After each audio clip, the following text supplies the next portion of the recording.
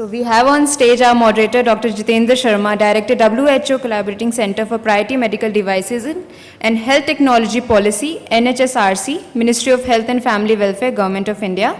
A huge round of applause for our moderator, one of the great moderators we have always had in our conference. Mr. Rajiv Nath, Forum Coordinator, Association of Indian Medical Device Industry. Dr. Ravi Gaur, COO, Onquest Laboratories Limited, New Delhi. Dr. Lekhi couldn't make to the conference as he had some prior engagements. Dr. Rajiv Kumar Jain. I think we'll be waiting for him for 2 minutes, but I will hand over the session to Dr. Jitendra to start and he can join in between. Thank you so much, sir. Over to you, sir. Thank you. Good afternoon.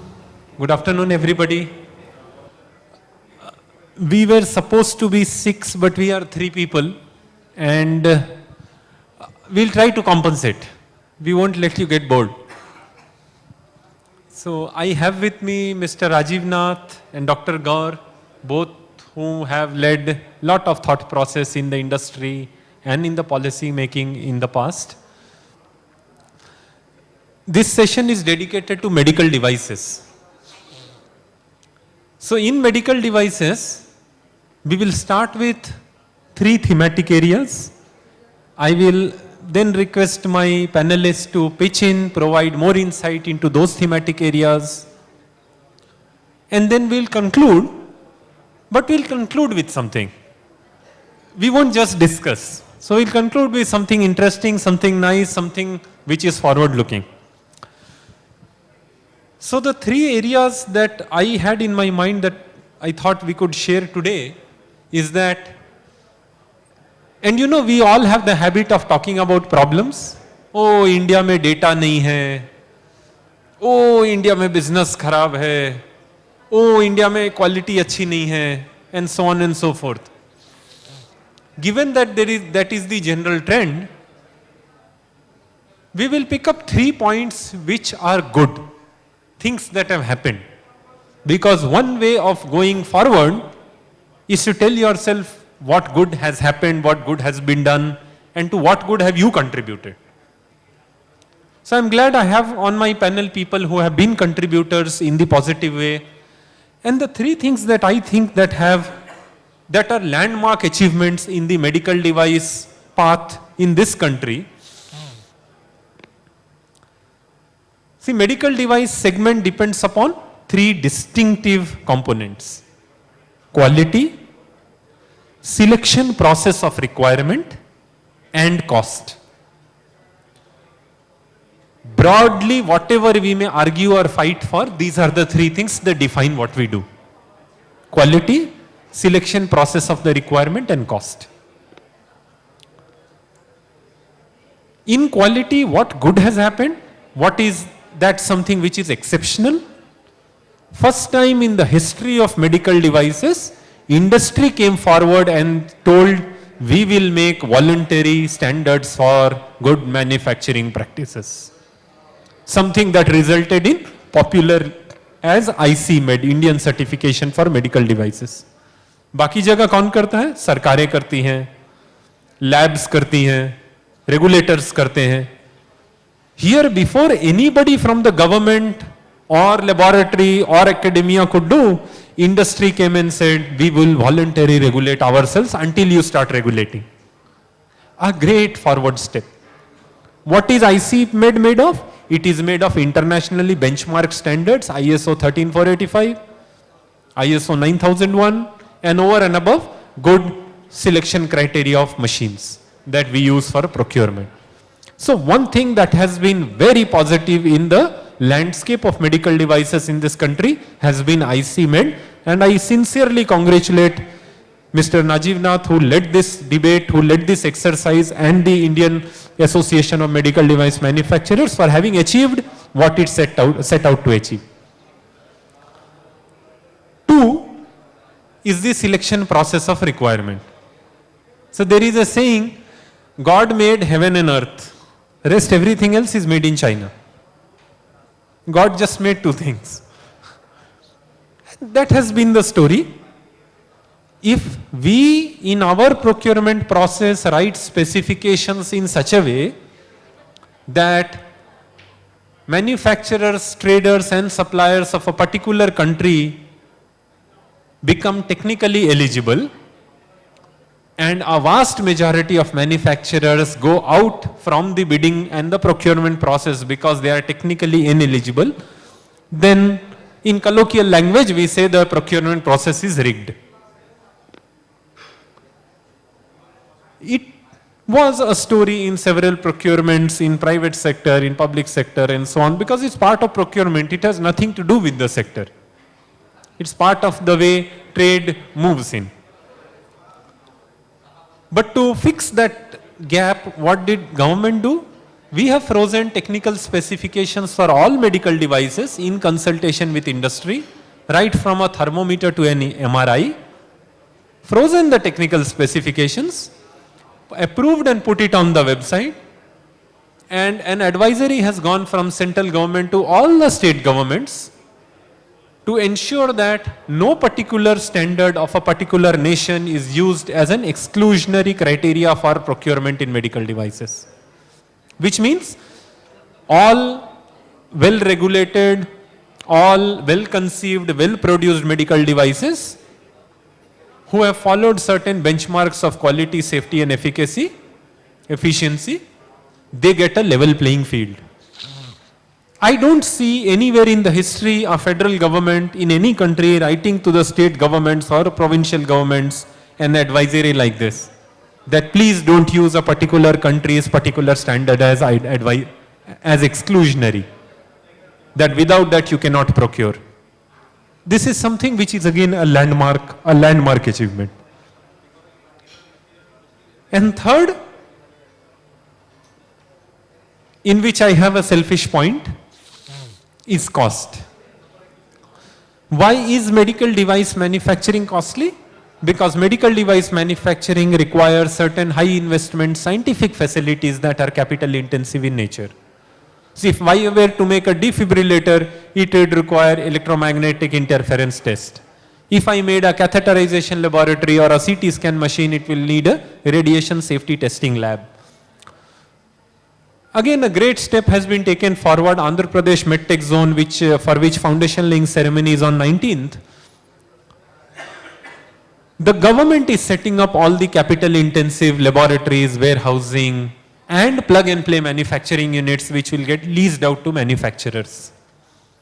In Visakhapatnam, next to the port, where we make the factories, we hand it over on lease to the manufacturers. We provide the scientific facilities required for manufacturing, and the cost of good quality products reduces. Good quality products, because there will be certification agencies, laboratories that will ensure quality. So essentially these are the three things that has happened which are landmark things in the medical devices journey in this country. Quality, ICMED, procurement, and the supply side of things is through specifications and advisory to state governments for procurement, and cost reduction, which is in Andhra Pradesh MedTech Zone. So with three bright spots in mind, I will request my panelists, first Mr. Rajiv Nath and then Dr. Gaur, to give more insights on what they do, how they are bridging their work and the work of their organizations in these golden spots to take things forward. Over to you, Mr. Rajiv.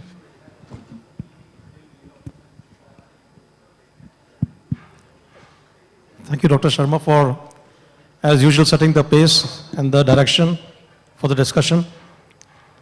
It's always a pleasure to share the dais with you. Medical devices, we can always see, has been, unfortunately, though it's a bloodline and the delivery line for healthcare, but somehow it always seems to get overlooked. And the good thing is times are changing now. So we have sessions like as part of a conclave on healthcare, pretty much now in every healthcare conclave in the country now. So it's coming forward definitely on the forefront. Coming on the forefront, of course, is just one part of it. What is more important is making sure that we have access to affordable, quality healthcare, and that will only come if we have got access to homegrown, affordable, quality medical devices made in India. So affordability, accessibility definitely are very key. Along with that, we also have to see the viability.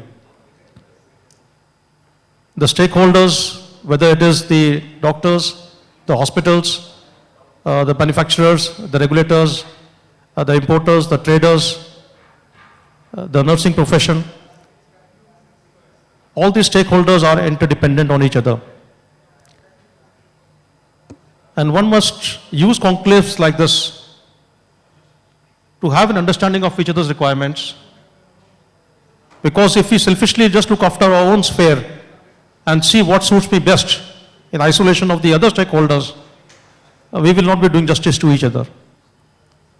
So that interdependency is very important in a good relationship. And that's our Indian culture, because typically you will have Indian families working cohesively, living cohesively as a joint family, because there is a good interdependence on each other. When we started on this journey, India was having 70% import dependency, and even the data was not known. So first and foremost for us was to get the data from MOC and just not make it into a percentage which was a theoretical percentage. It had to be factual, and for different segments of the medical device industry, for electronics it was 90%. We had to quantify that, what is the actual data over here, who the actual manufacturers are, and what are we really importing, and what's really being made in the country. And then what strategies are required to make sure that we can do import substitution and make in the country.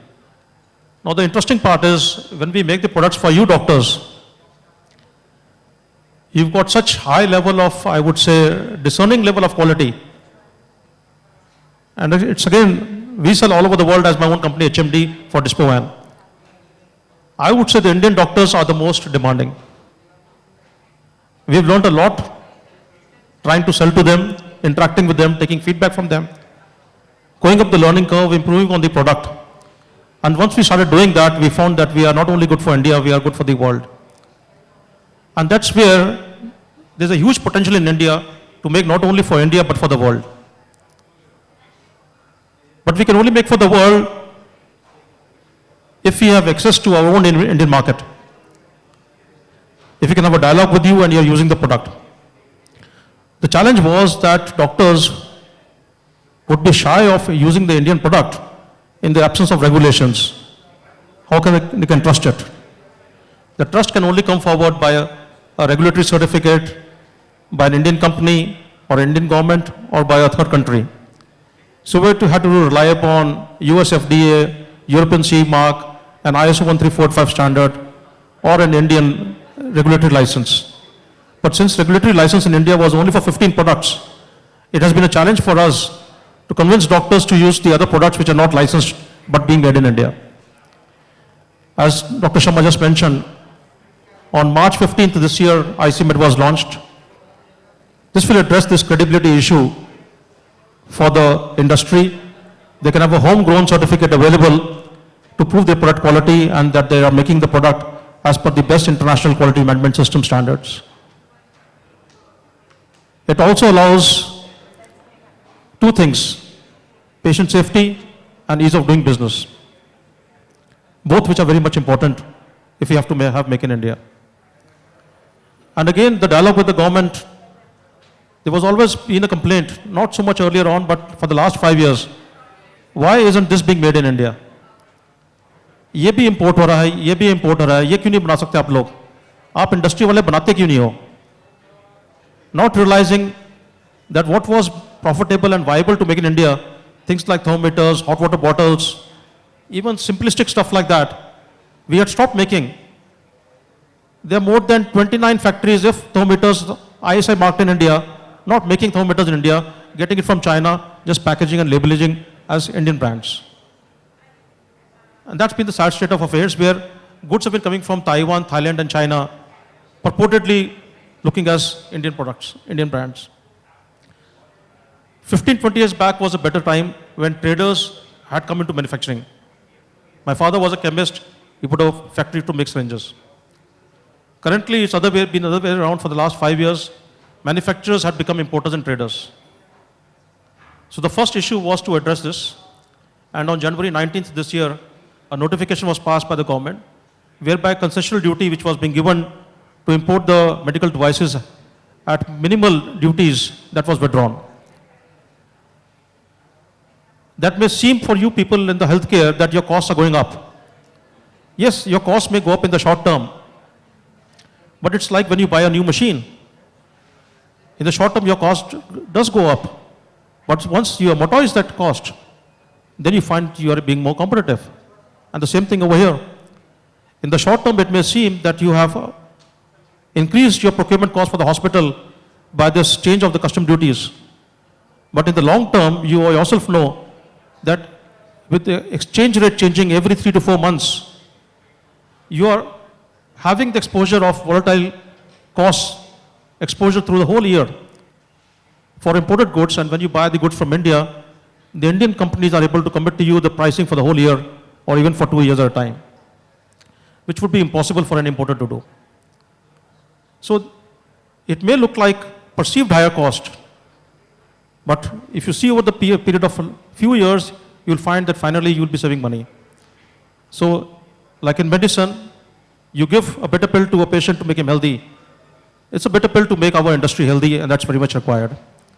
So 2 things over here have been put into place by the government. Business viability for 67 medical devices, 19 more are left, and then we've got ICMET certification to address your apprehensions on quality. The third thing that the government is now working upon is devices have not been regulated per se. So how could you trust the quality from the patient angle? If something went wrong, how could you even make a recall of the product? If some batch of incubators are faulty, how do you catch the importer? How do you make sure that the whole batch has to be replaced? There was a complete lack of accountability in the system. Basics like traceability, yes, you're right, were missing. So now, the first step that took place was that we were unfortunately being regulated like pharmaceutical. Even the GMP of pharmaceuticals was being applied to us. And that was again being very varied. Some inspectors would look at it like a tablet plant. Some would look at it like an ointment plant. And some would look at it like a sterile IV or injection plant. With lack of harmonization, there was never a real cost structure which manufacturers had to keep on a equitable basis and then compete with each other. The first good step the government took was that in April this year, they introduced on our request a quality management system based on the international ISO 13485, for which we already have an Indian standard called IS 13485. And that's been in existence for more than 10 years, but it was never used by the regulators. But on 30th of June this year, this has now become notified into a requirement. So all manufacturers who have devices being produced under the category of drugs have to comply with this new requirement. Now, not only this paves the way. On 15th of July this year, government has put on their website draft rule for medical devices manufacturing. We have been requesting for a long time that we need to have regulations for devices, a separate rule book, a separate law book. When users and doctors like you are in touch with developers and engineers, and these developers and engineers, when they have to design the product, they have to understand the regulatory requirement. When they would see this big fat Drug and Cosmetic Act with different terminology than what they used to in engineering, there was a complete big disconnect. They do not understand the language and the terminology and where to go forward with that. What we're trying to do is, like we did with ICMET, create a system which would be simplistic, not so threatening, not so looking so difficult or unsurmountable. Something that even you users as a doctor can use to understand in terms of clinical evaluation or in terms of product development, what inputs and what criteria are mainly to be focused upon. This will help product development in India and take things forward. That's been the achievement by having a good dialogue with the government in the recent past. All these issues which I mentioned are only of this particular year. And another one which we have not to forget, but which Dr. Sharma just now mentioned, was the infrastructure required and the ecosystem required to make medical devices. So we moved on from crying about it to help create it. And we've had very good dialogue with the CM of Andhra Pradesh, Dr. Naidu, who has been kind enough to appreciate our vision, share his vision with us, and put that onto ground reality. We had a meeting with him in last November. A baby takes 9 months to be born. This is now August, 8 months, or 9 months actually. Exactly within 9 months, AMTZ is going to be launched on 19th of this month. Now, even as a private industry, I can tell you it's very challenging to create a new company, to create a memorandum of association, to create a board of directors, find a CEO to run it, buy the land, conceive the project, start marketing the project. All that has been done in less than 9 months. It's really commendable and hats off to him that he's helping to make this into not just a vision or a dream, but a ground reality of Make in India. And we'll be attacking the biggest area where we have the biggest weakness. The focus of this park will be on medical electronics and equipments. Of course, other devices can also be made over there, but it'll have common manufacturing facilities and access to doctors like you and developers to go and discuss your issues with manufacturers over there and make changes to the products that are being made or can possibly be made over there to address your issues over there. So you've been talking about diagnostics. That will be a very big key part of it over there. Now to take it forward, where we need to reach out to you is create an environment where not only it's Make in India, but to have a Buy Indian. PM also has been requesting about this. And it's our request from IMED that do reward good quality manufacturing in India. Have a preferential market access policy, whether you're doing it in public healthcare as NHM, whether you're doing it in the private sector, in private hospitals. But this will definitely encourage manufacturing to take place in India. And then this, of course, finally brings advantage to you of lower cost access to healthcare over there. So next on our agenda for us is preferential market access to medical devices. And last but not the least, we have not to forget the user and the consumer, the biggest stakeholder in this healthcare issue. Unfortunately, for quite some time, consumer is somebody who has tried to go to the public healthcare, found that the quality of healthcare has not been to his liking, and then he's been forced to access private healthcare. And that's where the biggest challenge is, because in private healthcare, there's a big variation in affordability and accessibility. And over there, there's a big float over there. Now, as a consumer, I can go to a roadside vendor for chaat papadi or bhel puri, whatever. I can go to Nathuram's for low-cost Indian fast food. I can go to equally good quality fast food, which is hygienic from McDonald's or KFC, whatever. If I have more money in my pocket, I can go to for a treat to a 3-star or 4-star restaurant with the family. And if I'm really in an extravagant mood, or if I have the affordability, I can go to a 5-star hotel into a nice restaurant and enjoy what I want, depending upon the money in my pocket, my affordability. But this has not really happened in healthcare. You may find that you may have a variance in private healthcare from hospitals like Max or Fortis or Apollo to institutes like Gangaram, to institutes like Holy Family, to other smaller nursing homes and clinics standing alone with single owner doctors and patients. But what is common to them all is that they have been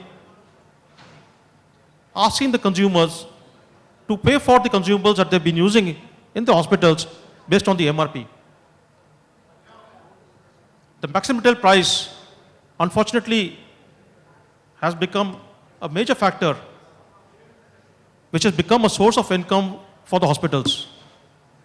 So the cost of healthcare is not really going on the quality of service or on the procedure or being costed as such, or on the doctor's visit or the room cost for the hospital. The profits of the earnings from the MRP of devices and consumables are being used to subsidize access to such kind of procedures.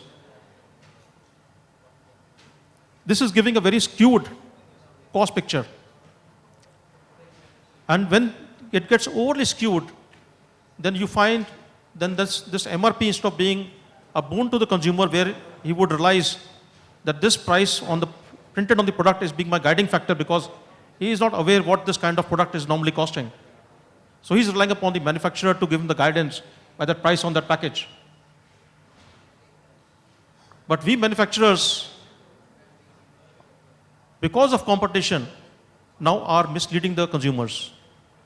Because now the game has changed. We are using that as a tool to give more profitability to institutes like yours so that they can patronize brands like ours and push out the competition. So with the result that though ex-factory pricing from manufacturing has come down, the benefit has not really reached the consumers because at the consumer end, the retail price has been going up. The government has been noticing it, realizing it. NGOs, consumer organizations have been noticing it and realizing it. They have been coming to us, manufacturers and our associations, and asking us that this needs to be corrected. We have been talking to our own members on this particular issue, that there needs to be some sort of a self-regulation. And if we do not self-regulate, then the sad thing is the government will come in and regulate us. And if the government steps in and starts regulating us, it'll be a bad day for manufacturers, it'll be a bad day for the healthcare itself. Because we'll go from one extreme to another extreme. We know how the government works. So I think this is something that when the discussions will be taking place very shortly with NPPA, normally they're calling only manufacturers. I've been requesting the Department of Pharmaceuticals and NPPA, please call in the hospitals, the major stakeholders, because they define the price lines. Please call in the consumers because they're being affected by these price lines. And we are only the ones who are printing what the hospitals need. So we need to have a balanced approach where everything is reasonable, meets everybody's requirements, whether it's a wholesaler, the distributor, the retailer, the hospital, but let us not take the consumer for a ride. So protecting the consumer is definitely on our mind and definitely of concern to us, and we're reaching out to them. That, I think, is going to be what is going to be very important again to be a game changer for the benefit of the consumer and also for Make in India. These are my main thoughts for the future. Thank you.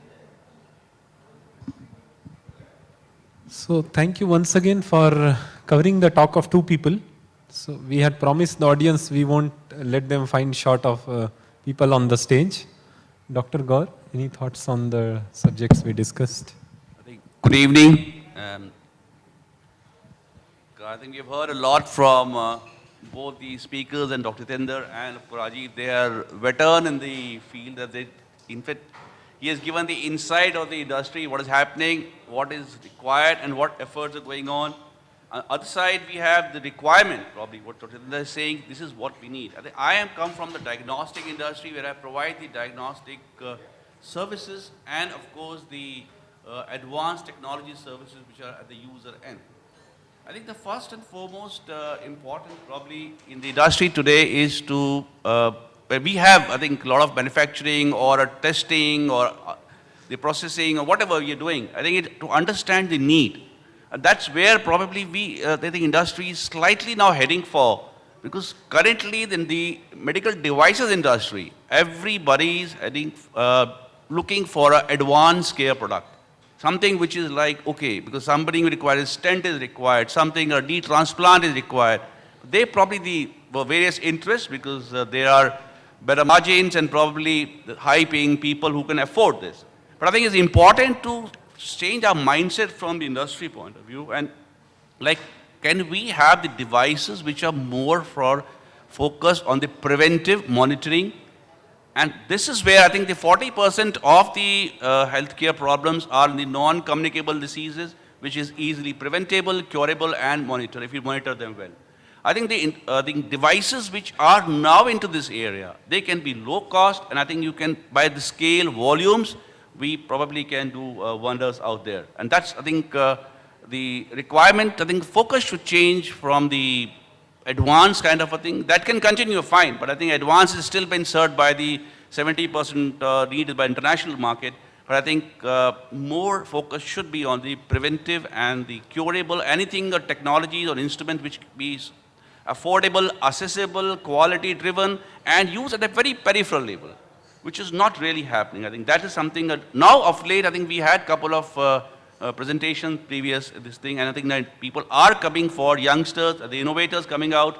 They're coming out with more and more new technologies, which are the handheld devices, point of care devices, the smartphone devices. And this is, I think, probably a solution to one of our major healthcare issues, and that will also drive the market in a different direction.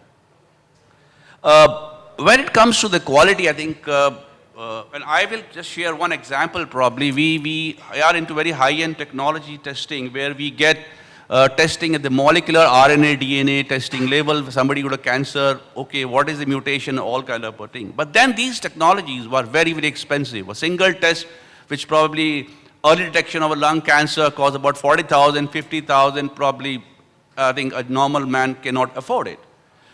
So I think it's important to get these technologies validated, and in-house system which should be developed where and there are multiple R&D people that are working online on it and off and inside the lab within the closed premises to bring down the pricing. Can we validate it for the Indian population, India's specific population, and we can give the information which is actionable information.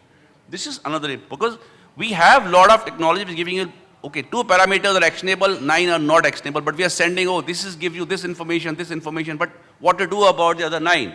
Which is probably of no value to us today. Maybe future, yes. I think that probably again can help you to bring down the costing also, because you'll focus today for India's specific today's need. Subsequent years, yes, this already we can add on.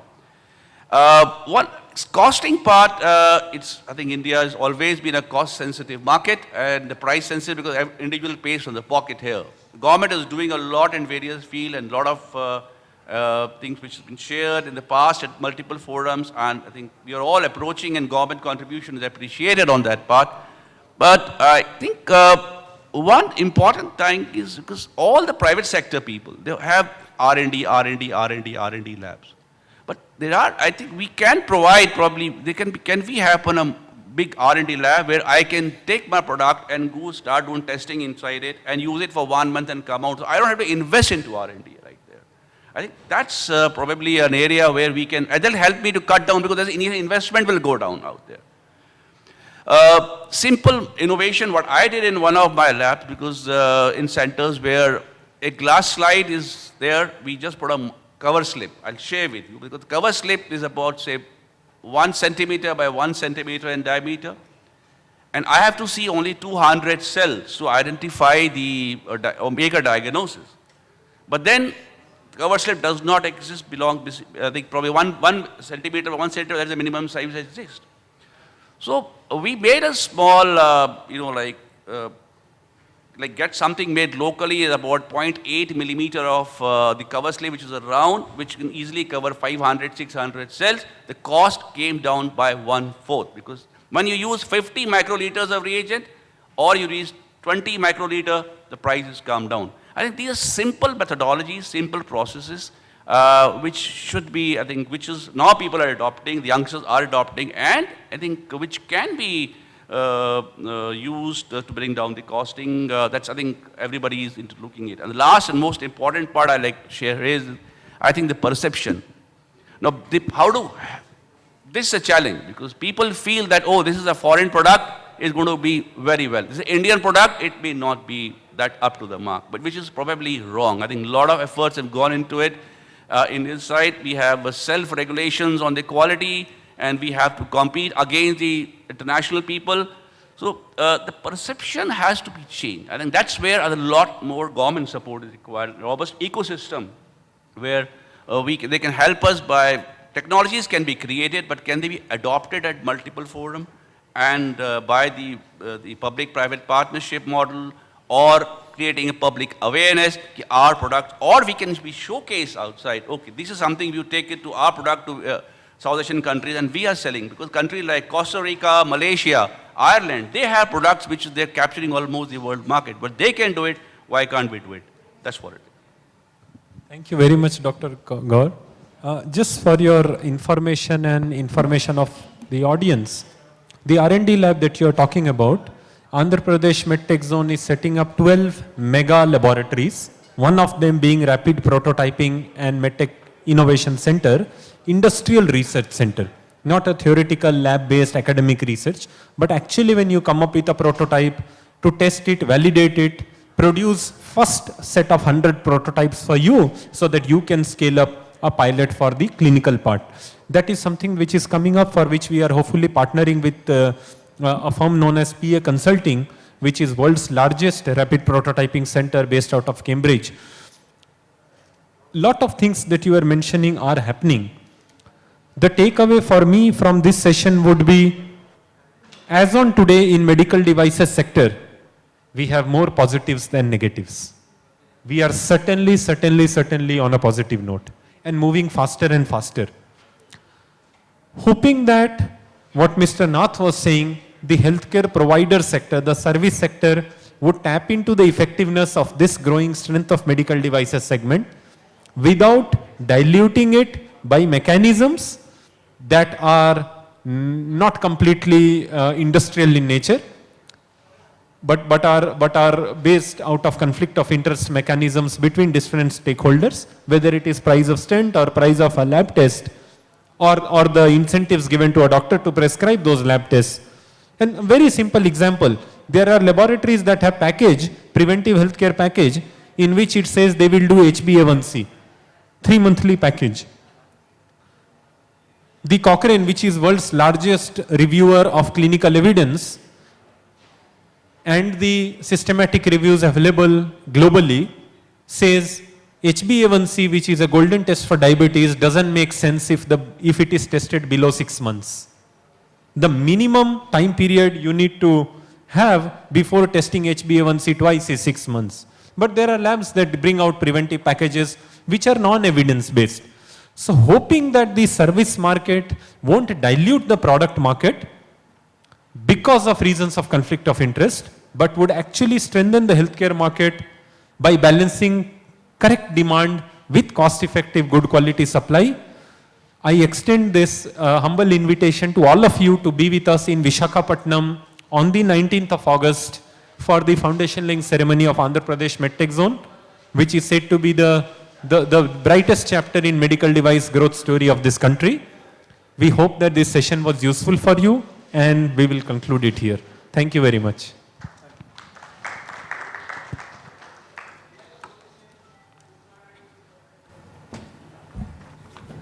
Thank you very much, sir. But we have one more speaker who was here till the whole conference, but because the sessions were delayed, so he went somewhere, but he came back, but he couldn't join on time on the session. But I request him to, if you allow, to join us on stage and address us.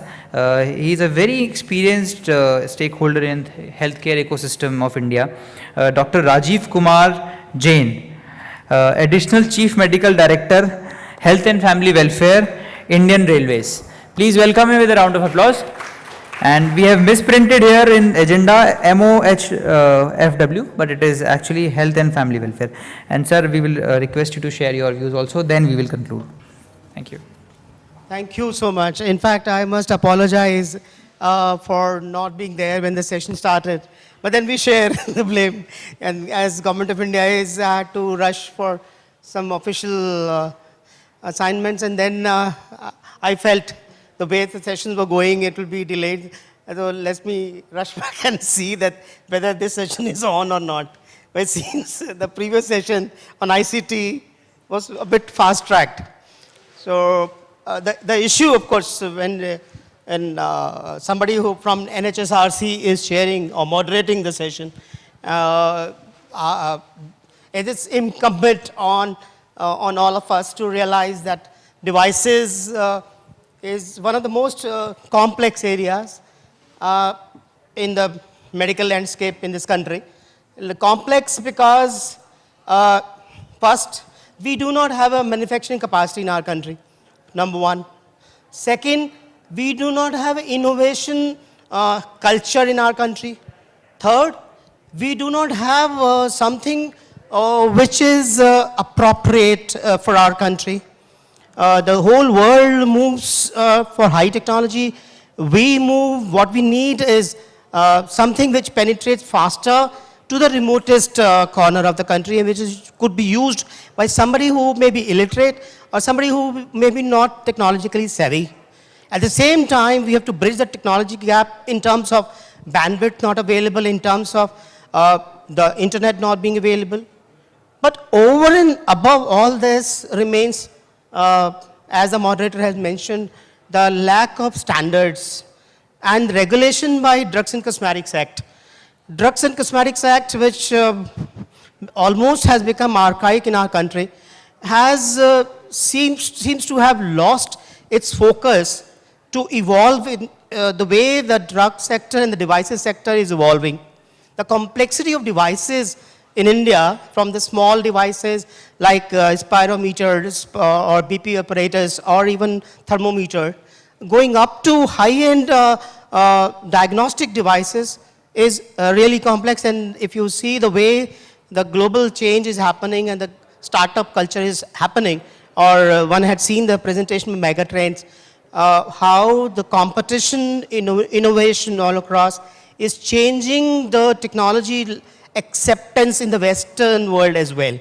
West of the world also requires simple technology to be able to reach to the remotest corner, yet be state of the art. That's the challenge. Over this new thing, was a ray of light, is Make in India, Startup India,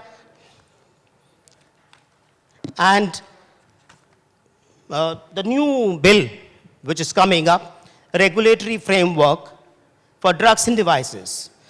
Now, another complexity in this domain has been added by lack of regulatory framework in medical education, and not only medical education, pharmacy education, nursing education, and other paramedical education, which are the users on the ground.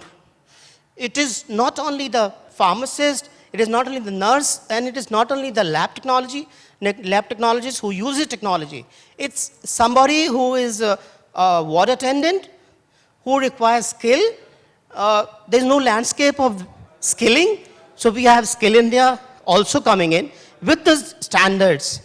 But those standards, also there's a compulsion that they not be India specific, they have to be global standards to be able to align with the international standards. Within this landscape, if we see, we had Dr. Sarvadhikari today, National Health Portal and e-health authority also requires that the standards should be compliant. For all the devices, they should be HL7 compliant, and also ensure that the regulatory framework evolves for devices which were existing earlier and now being utilized in interface with the IT systems in the healthcare sector as well as the hospital sector. I'm using the two terms separately because in India, there seems to be a disconnect between health sector and hospital sector. While actually what is required is deep connect between the health sector and the hospital sector. If we have seen, there's more of IT penetration in the hospital sector, but very little penetration in the healthcare sector, as we have seen all across. The more deeper we go in the tribal domain or in the northeast, you will realize what I'm talking about. the kind of healthcare setup that is available in northeast of our country and that is available in our tribal and hilly regions requires a deep penetration of not hospital sector, but a health sector, which with linkages to the hospital sector. That is non-existent. These devices need to bridge that gap. So I'm just enumerating, so to say, the challenges ahead, but there are rays and clouds of hope on the ground with this new government in place, and along with social media, sufficient public pressure is getting built up in the media. I mean the lay media and the specialized healthcare media, both e-health included, which is changing the acceptance and changing the geographical developmental framework on the ground. Because now big investments are coming in. Young people from, one could say, IIT and AIIMS and Stanford are collaborating to ensure what? To ensure that low-cost technology through the national body is able to translate into commercial production and is able to build up a brand. Now, build up a brand is for what? Not for profit. It's for something much bigger than that. What happens? The cost comes down, penetration happens faster, acceptance becomes easier, the usability becomes very deep, and sustainability becomes a hallmark of these technologies. So what we are going to have in the next 10, 15 years or so, low-cost devices, complex devices, globally aligned, yet simple. So that is the change which I foresee. I don't know what you feel. I hope we are on the same footing. But I am hopeful the way the changes are occurring, we should be seeing a quantum jump in terms of our ability to manufacture and ability to get it on the ground faster than we have been doing in the past. Thank you so much for this opportunity to eHealth and, of course, the whole panel and the moderator. Thank you, So, Dr. again, Jain. sorry for being late. No.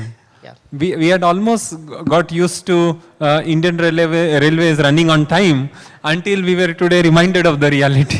But then, knowing that you have so many responsibilities, it is certainly very, very great. We are certainly grateful that you could join in this session. But just to add on to what you have said and rightly said, you know, there are 3 states in Northeast now where every single X-ray is reported teleradiologically. So our perception that Northeast IT has not penetrated, they are cut off, itself needs to change. Perhaps we need to go to Barkula village PHC and see the X-rays going teleradiologically to Delhi or Bangalore and getting reported. Today there are, in public domain, I can go to the National Health Mission portal of Mizoram and see which machine is not working, which is working, and who is repairing the machine which is not working. Maintenance of equipment. It is happening. So concluding the session with the thought that we have clouds of challenges that burst once in a while, but we have sun rays basking, sun rays of hope and growth basking all the time.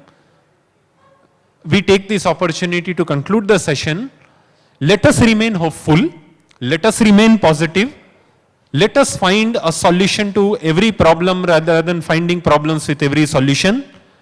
Let us look at more on progressive growth features than challenges, duly acknowledging the challenges and sorting them out as they come by.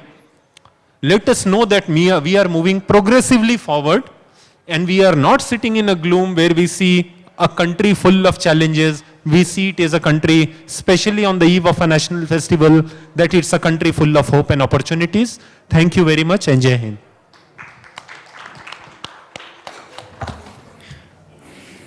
Thank you very much, sir.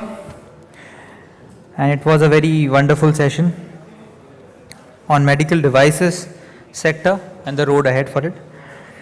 Thank you very much for our eminent moderator, Dr. Jiten Sharma, who is the director of WHO Collaborating Center for Priority Medical Devices and Health Technology Policy, NHSRC, Ministry of Health and Family Welfare, Government of India.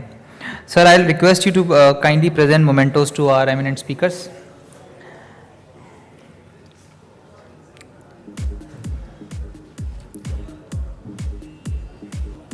I request my team member to get the mementos on stage, please.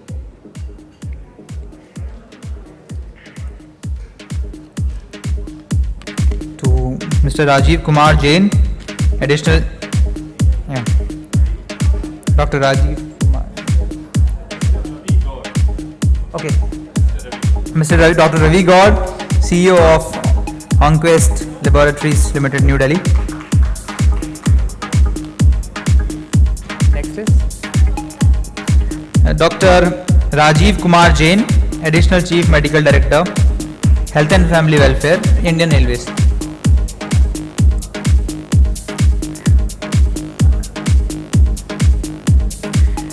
Now also Mr. Rajiv Nath, Forum Coordinator, Association of Indian Medical Device Industry. I also request Mr. Dr. Rajiv Kumar Jain to present a memento to our moderator, Dr. Jiten Sharma, for a wonderful moderation of this last session of the day. I'll request for a group photo to our moderator and our speakers. And here we close the Smart Healthcare Conclave 2016 Conference Award and Expo. We would like to, and I'll request everybody to please move forward for tea.